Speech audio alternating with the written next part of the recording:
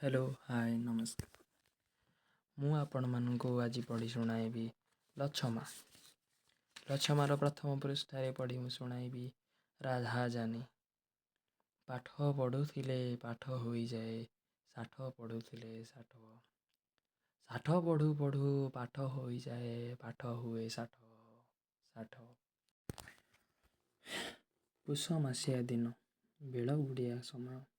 ବଡ଼ ଗୋଟିଏ ଜଳନ୍ତା ସୁନା ପେଣ୍ଡୁଳା ପରି ସୂର୍ଯ୍ୟଦେବ ପଶ୍ଚିମ ଆକାଶରେ କିରଣମାଳା ବୁଣି ବୁଣି ପଡ଼ୁଛନ୍ତି। ନୀଳ ଲାଲ ଧଳା କଳା ବାଇଗଣିଆ ପାଉଁଶିଆ ନାନା ରଙ୍ଗର ନାନା ଆକାରର ଚିତ୍ରରେ ପଶ୍ଚିମ ଆକାଶ ଅଧା ଅଧି ଅପୂର୍ବ ଶ୍ରୀ ଧାରଣ କରିଛି। ପଲକୁ ପଲ କାଉ କା କା ରଡ଼ି ଛାଡ଼ି ବସା ମୁଆଁ ଧାଉଁଛନ୍ତି। କାହିଁ ବା ଗୋଠା ଛଡ଼ା ଗୋଟାଏ କାଉ କାହିଁ ବା ଗୋଠ ଛଡ଼ା ଗୋଟାଏ କାଉ ରେଳ ଛାଡ଼ିବା ଘଣ୍ଟା ଧ୍ୱନି ଶୁଣି ଥାର୍ଡ଼ କ୍ଲାସ୍ ପାସେଞ୍ଜର ପରି ଲଣ୍ଡ ଭଣ୍ଡ ହୋଇ ଧାଇଁଛି। ଅନ୍ଧାର ସାଙ୍ଗରେ ଶୀତ ମାଡ଼ି ଆସୁଛି। ଠିକ୍ ଏହିପରି ଗୁରୁବାହୁଡ଼ା ସମୟରେ ଗୋଡ଼ିଖାଲ ଚଟି ପାଖ ଲାଗେ ଲାଗେ ବଡ଼ ଦାଣ୍ଡରେ ପଞ୍ଝାଏ ଯାତ୍ରୀ ଦେଖାଗଲେ। ଜଣାଯାଏ ଜଗନ୍ନାଥ ଯାତ୍ରୀ ସୁବର୍ଣ୍ଣରେଖା ପାରି ହୋଇ ଦକ୍ଷିଣ ମୁହାଁ ଚାଲିଛନ୍ତି। ଆଲୁଅ ଥାଉଣି ଚଟି ଧରିବା ଆଶାରେ ଚାଲିଟା କିଛି ଚଞ୍ଚଳ। ଦିନଯାକ ଚାଲି ଚାଲି ଥକି ପଡ଼ିଛନ୍ତି। କାହାରି ମୁହଁରେ କଥା ନାହିଁ, ଏକ ମନରେ ଚାଲିଛନ୍ତି। ବେଶଭୂଷଣରୁ ଜଣାଯାଏ ପଶ୍ଚିମ ଯାତ୍ରୀ ହେବେ। ଆଗେ ଆଜିକାଲିକା ପରି ଭଲବନ୍ଧା ଶଗଡ଼ ଦଣ୍ଡା ନଥିଲା। ମଧ୍ୟଭଳି କେତେ ତଟୁରେ ବଡ଼ଲୋକ ଘୋଡ଼ା ଓଟ ସବାରିରେ ଯିବା ଆସିବା କରୁଥିଲେ। ଯାତ୍ରୀ ପଞ୍ଝାଏ, ସ୍ତ୍ରୀ 3 ଜଣ ଆଉ ପୁରୁଷ 5 ଜଣ ସମସ୍ତେ ତଟୁରେ ସବାର। ଏହି 8ଟା ତଟୁ ଛାଡ଼ି ଆଉ 6ଟା ମାଲଲଦନ ତଟକୁ 4 ଜଣ ପୟଦଲ ଲୋକ ହେଟ୍ ହେଟ୍ କରି ଅଡ଼ାଇ ନେଉଛନ୍ତି। ପଞ୍ଚ ହତ୍ୟାର ବନ୍ଧା 8-10 ଜଣ ଭେଣ୍ଡିଆ ଆଗ ପଛ ହୋଇ ଚାଲୁଛନ୍ତି। ଏମାନେ ଯାତ୍ରୀ ଦଳର ରକ୍ଷକ ହେବେ। ଯାତ୍ରୀ ଦଳର ପଛରୁ ହଠାତ୍ 2 ଜଣ ଘୋଡ଼ା ସବାରିରେ ଦେଖାଗଲେ। କ୍ରମେ 3 ଜଣ 4 ଜଣ 6 ଜଣ ସଂଖ୍ୟା ବଢ଼ି ଯାଉଛି। ଅଭ୍ୟାସଗତ ଘୋଡ଼ସବାର ମାନେ ଖୁବ୍ ବଳୁଆ ଏବଂ ପଞ୍ଚ ହତ୍ୟାରୀ। ଘୋଡ଼ାଗୁଡ଼ିକର ସୁନ୍ଦର ବଳବାନ ଚଞ୍ଚଳ ଗତି କଷାଘାତ ଅସହିଷ୍ଣୁ ନବାଗତ ସବାରମାନଙ୍କର କାହାରି ପ୍ରତି ନଜର ନାହିଁ। ଏକ ମନରେ ଚାଲିଛନ୍ତି। ହେଲେ କେହି ସନ୍ଧାନୀ ଲୋକ ଥିଲେ ଦେଖିଥାନ୍ତା। ସେମାନେ ଯେମିତି ଟେରେଇ ଟେରେଇ ଯାତ୍ରୀ ଦଳଙ୍କୁ ଭଲ କରି ଦେଖୁଛନ୍ତି। ଅଭ୍ୟାସଗତ ଘୋଡ଼ା ସବାରମାନେ ପ୍ରଥମେ ଛାଡ଼ ଛାଡ଼ ହୋଇ ଚାଲୁଥିଲେ। ତହିଁ ଉତ୍ତରା ଧୀରେ ଧୀରେ ଭିଡ଼ି ଭିଡ଼ି ଯାତ୍ରୀ ଦଳରେ ମିଶିଲେ। ଏମନ୍ତକି ସ୍ତ୍ରୀମାନଙ୍କ ତଟୁ ସହିତ ସେମାନଙ୍କ ଘୋଡ଼ା ଦେହ ଲାଗି ଲାଗି ହୋଇଗଲାଣି। ଯାତ୍ରୀ ଦଳରୁ ଜଣେ ଭେଣ୍ଡିଆ ଡାକିଦେଲା ତଫାତ୍। ମାତ୍ର ନବାଗତ ଘୋଡ଼ା ସବାରମାନେ ନ ଶୁଣିଲା ପରି ଆହୁରି ଭିଡ଼ି ଭିଡ଼ି।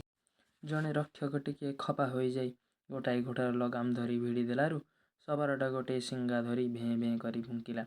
ଶିଙ୍ଗା ଶବ୍ଦ ଶୁଣିବା ମାତ୍ରେ ଯାତ୍ରୀମାନେ ଅନାଇ ଦେଇ ଦେଖିଲେ ଶତାବଧି ହତ୍ୟାର ବନ୍ଧା ଘୋଡ଼ାସବାର ଚଞ୍ଚଳ ଭାବରେ ବମ୍ ବମ୍ ଉତ୍କଟ ରଡ଼ି ଛାଡ଼ି ଚାରିଆଡ଼ୁ ମାଡ଼ି ପଡ଼ୁଛନ୍ତି।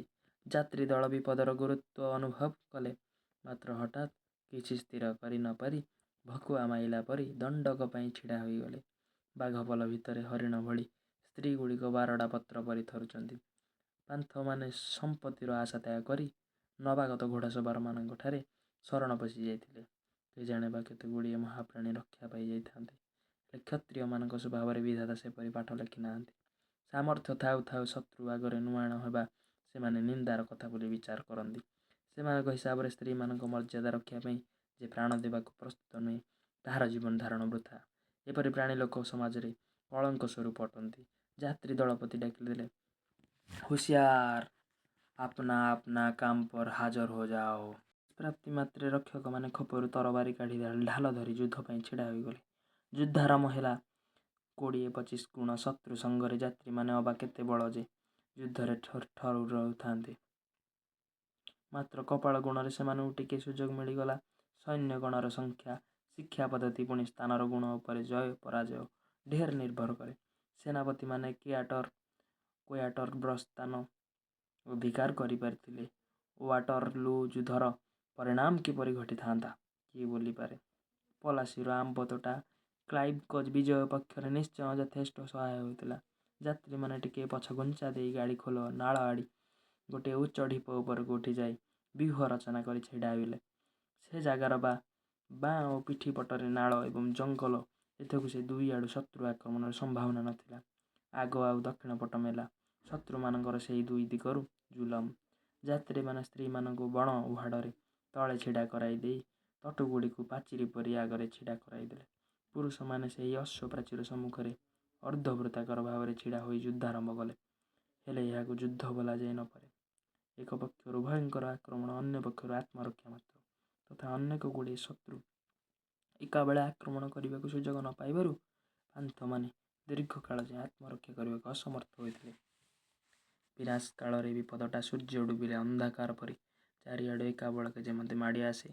ଅସ୍ତ୍ରାଘାତ ଆଉ ଗୋଳମାଳରେ ଯାତ୍ରୀମାନଙ୍କର ତଟୁ ଡାକ।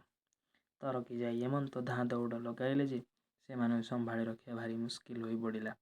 ଏହି ସୁଯୋଗରେ ଶତ୍ରୁମାନେ ଏକାବେଳେ ଚାପି ପଡ଼ିଲେ। ଏଣେ ପୁଣି ଅନ୍ଧାର ମାଡ଼ି ଆସିବାରୁ ଭୟବିହ୍ୱଳ ପାନ୍ଥମାନେ ଆତ୍ମପର ଓ ପକ୍ଷ ଚିହ୍ନି ପାରିଲେ ନାହିଁ। ସତକୁ ସତ ଗୋଟାଏ ଜାଗାରେ ଆପଣା ଭିତରେ ହଣାହଣି ହୋଇଗଲେ। ଏଣେ ଡସ୍କରମାନଙ୍କ ପକ୍ଷରୁ ବର୍ଷା ପାଣି ପରି ତୀର ଆଉ ବର୍ଚ୍ଛା ତୁହାକୁ ତୁହା ପଡ଼ୁଛି। ଏ ଉତ୍ତାରେ ଯୁଦ୍ଧର ଶେଷ ଫଳ ଲେଖିବା ଅନାବଶ୍ୟକ। ତସ୍କରମାନେ ଦେଖିଲେ ବାଟୋଇମାନେ ତଳେ ପଡ଼ିଯାଇଛନ୍ତି। ଢେର ଗୁଡ଼ାଏ ମରିଗଲେଣି। ଜଣକେ କେତେ ମୃତ୍ୟୁ ଯନ୍ତ୍ରଣାରେ ଆର୍ତ୍ତନାଦ କରୁଛନ୍ତି। କେହି ବା ପାଣି ପାଣି ବୋଲି ରଡ଼ି ଚାଲିଛନ୍ତି।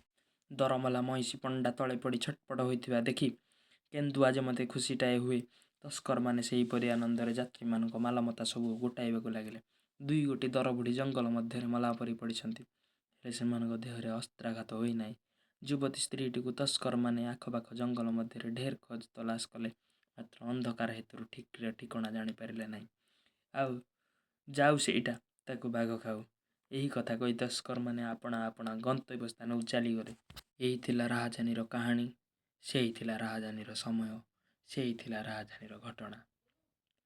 ଇତି ରହିଲି, ନମସ୍କାର।